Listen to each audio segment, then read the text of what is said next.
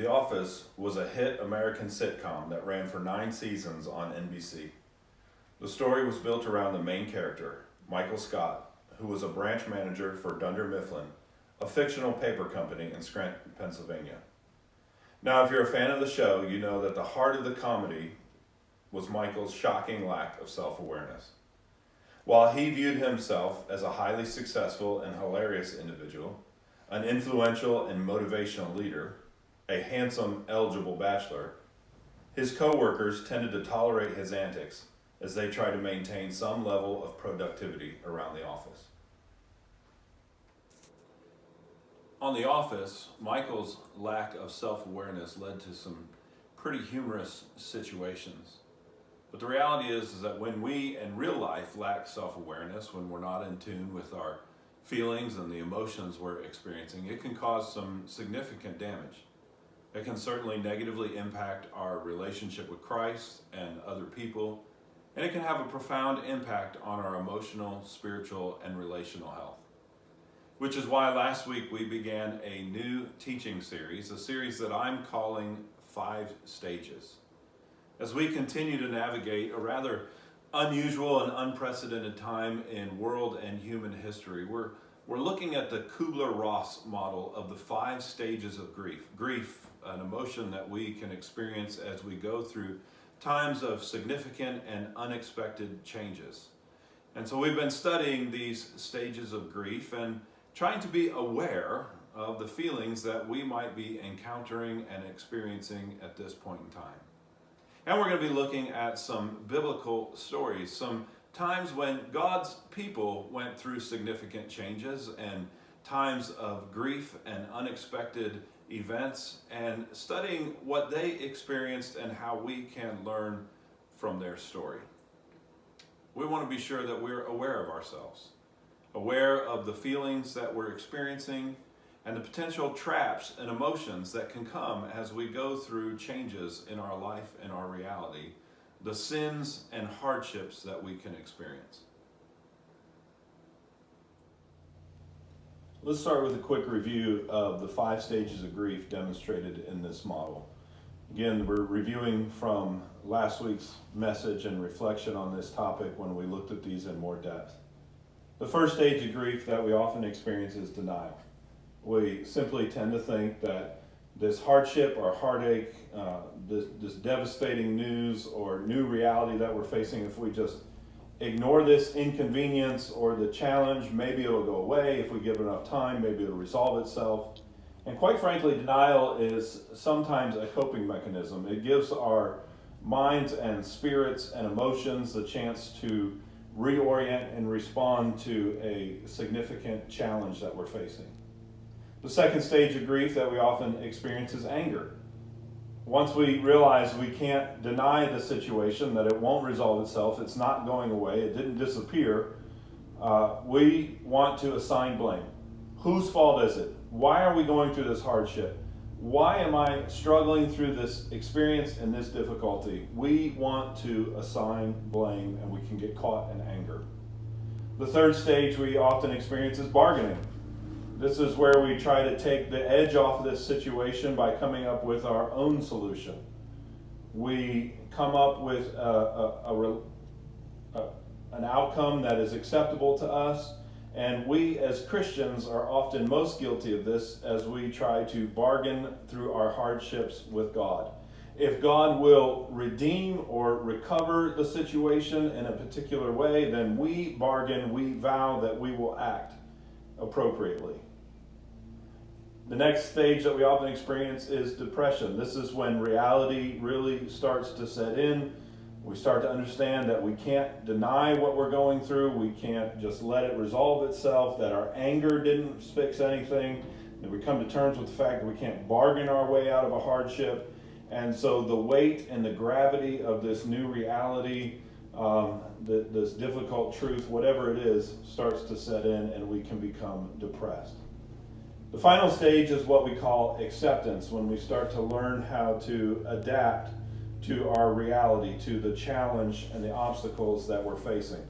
Now, as I stated last week, acceptance doesn't mean everything's okay, everything's all right. We still have hardship and difficulties in life, but we begin to accept what we need to do to get back on track. In fact, last week I used the illustration of imagining you're on a journey and you realize that you're lost. The map was wrong, or your phone directions or GPS were wrong, and you suddenly realize you're lost. Accepting the fact that you're lost doesn't put you in the right place. You're not automatically found. You just realize that you're lost, and you come to terms with what you need to do to get back on track. That's acceptance.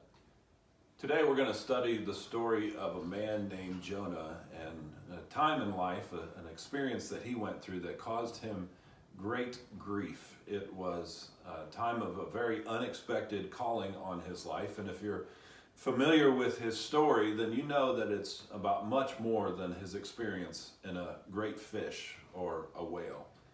And so I want to invite you to turn with me to Jonah. I'm going to read chapter 1, verse 1 as we set up the context for our story today. It starts out, "The Lord gave this message to Jonah. Get up and go to the great city of Nineveh.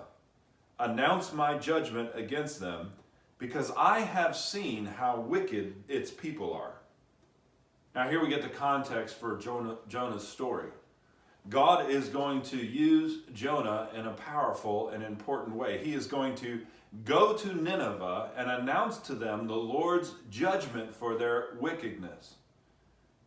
Nineveh was known as a sin city, a place where terrible things were happening. In fact, its description here as a great city is a description of its size and significance, not its morality and spiritual condition. So God has called Jonah. I want you to go to Nineveh and tell them my judgment is coming. Its destruction is coming. Have you ever been in a room with somebody when they get bad news, perhaps about their physical condition or their occupation or a dream or desire that they had that's not going to come to fruition? It's not a fun or comfortable place to be. Nobody wants to give bad news. Nobody wants to receive bad news. And here God is telling Jonah, I want you to go to Nineveh to deliver bad news to the whole city. This is not a highly desirable calling. There's not a lot of competition and people vying for this job. And guess what? Jonah is grieved. He doesn't want to go through this. He doesn't want to experience what God is calling him to do. And look how he responds. If we look at verse 3 of chapter 1, it says, "But Jonah got up and went in the opposite direction to get away from the Lord."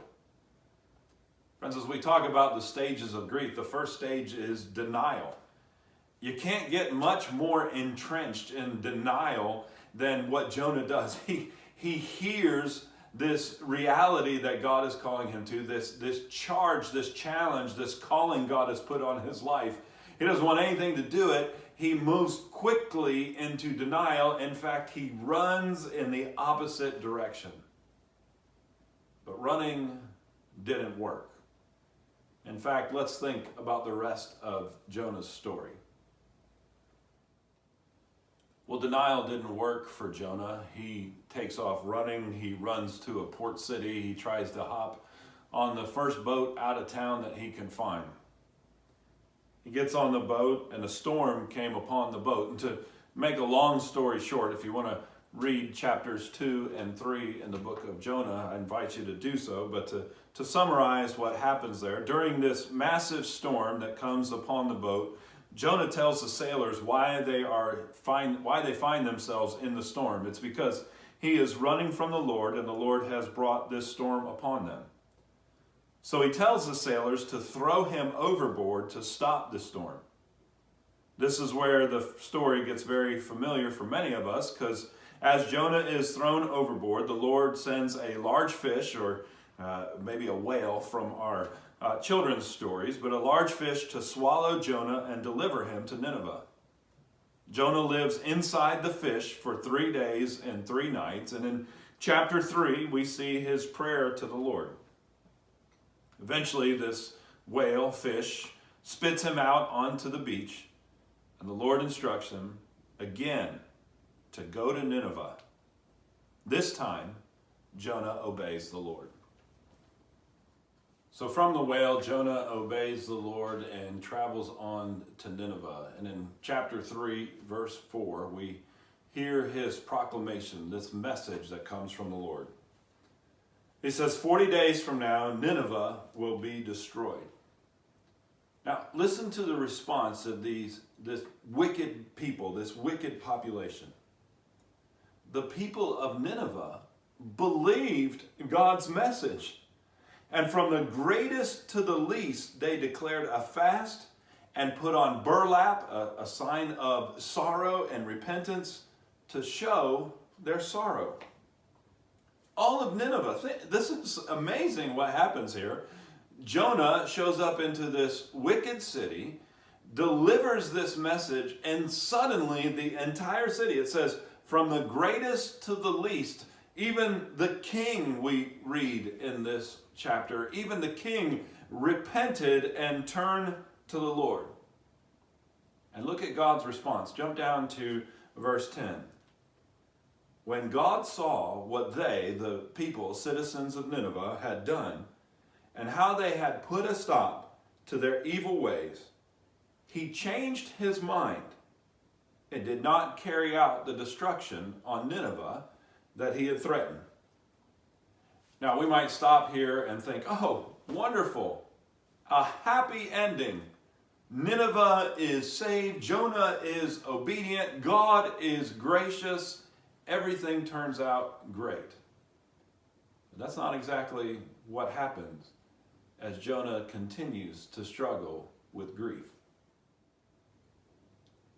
As we continue reading the story of Jonah and move into chapter 4, look what it says.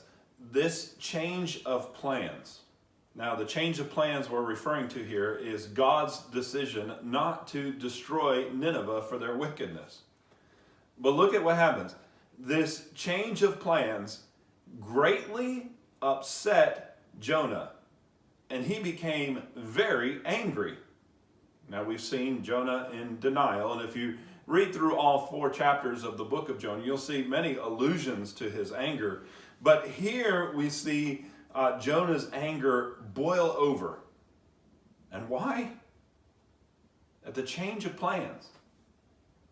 And it was a gracious change that God demonstrated grace on the people. But Jonah is angry because of an unexpected outcome. One of the great sources of grief. When we experience the unexpected times, unexpected seasons, unexpected loss, unexpected challenges. So he complained to the Lord about it. This is somewhat of a foreshadow of bargaining here. Look what Jonah says. Didn't I say before I left home? Why is Jonah so angry in this instance? Well, it's because his bargaining didn't work out the way he wanted it to. Jonah didn't want to go to Nineveh and deliver this message, but the only redemptive quality, the only reason he agreed to do so was because of the judgment on those wicked people that Jonah obviously didn't care for. That's the only redemptive aspect of this entire mission that God has given him. So notice that Jonah's anger is tied to his attempt to bargain. Anger and bargaining, 2 emotions that we experience as we're going through grief. But think about the story. Think about the story that we have. It's not the outcome that Jonah bargained for, but he's obediently gone to Nineveh. He has preached a word to the people. The people have repented. An entire city has been rescued because of God's ministry through Jonah. This should be a time of great celebration, but Jonah's not happy about it because it's not his prescribed, pre-bargained outcome. And I love the Lord's response. As Jonah outpours his anger and frustration and disappointment with the Lord changing his mind not to destroy Nineveh, and Jonah pours out his anger, and look what the Lord responds. Turn over to chapter 4, verse 1. or I'm sorry, verse 4. The Lord replied, "Is it right for you to be angry about this?" To paraphrase, who are you to be angry? Jonah himself has been shown a tremendous amount of grace and a second chance. Remember the whole whale story? God has given Jonah a second chance. Is it right for him to be angry about God giving Nineveh a second chance?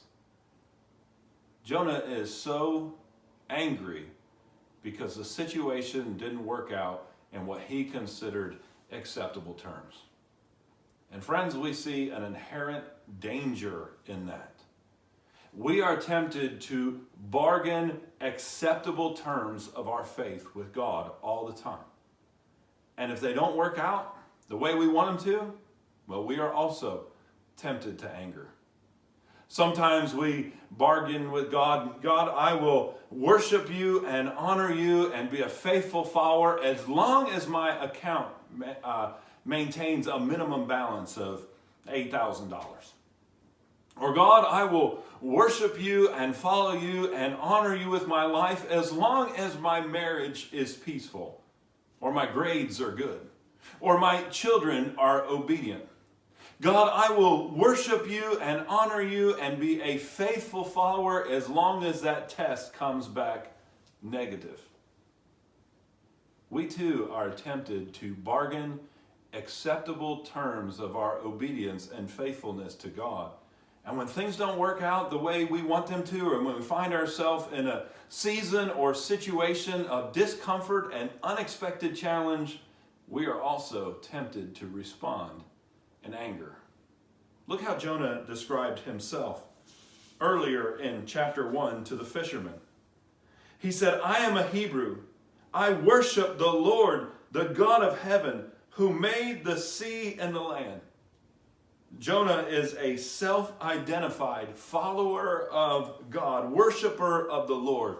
But the problem is he's only really ready to worship God when things are happening on his terms. Are we the same?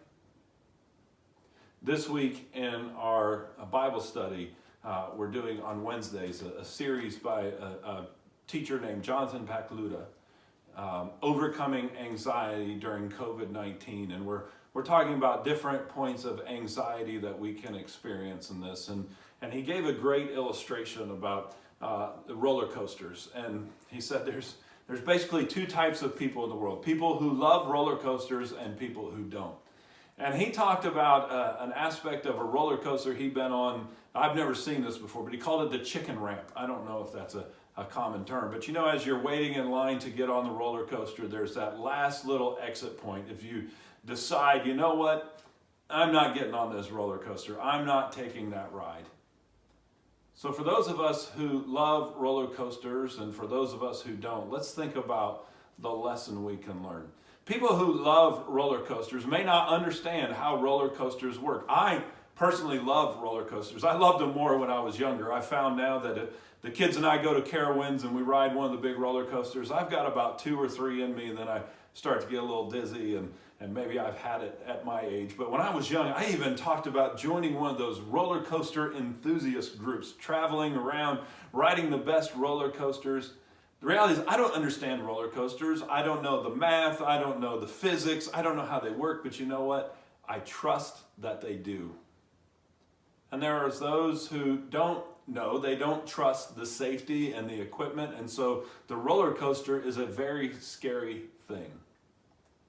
And so those of us who trust the roller coaster and trust the operator and trust its safety, we're okay. We enjoy the ups and the downs and the bumps and the spins and the turns. But for those who are questioning the capability and the capacity of the roller coaster itself or the operator, they want off.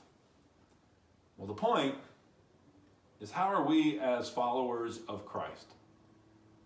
Have we bargained safe terms for our faith? And as long as the roller coaster doesn't get too bumpy, as long as the ride isn't too scary, as long as our faith is just easy enough, we're along for the ride. But the minute that things get a little scary, the things are uncertain, the ride gets too bumpy, are we ready to get off? Ready to let somebody else ride this roller coaster of faith? Friends, here's our challenge this week. Let's be faithful followers. You know what? If we parallel our faith to a roller coaster, we may not know how everything works, but we know who is in control.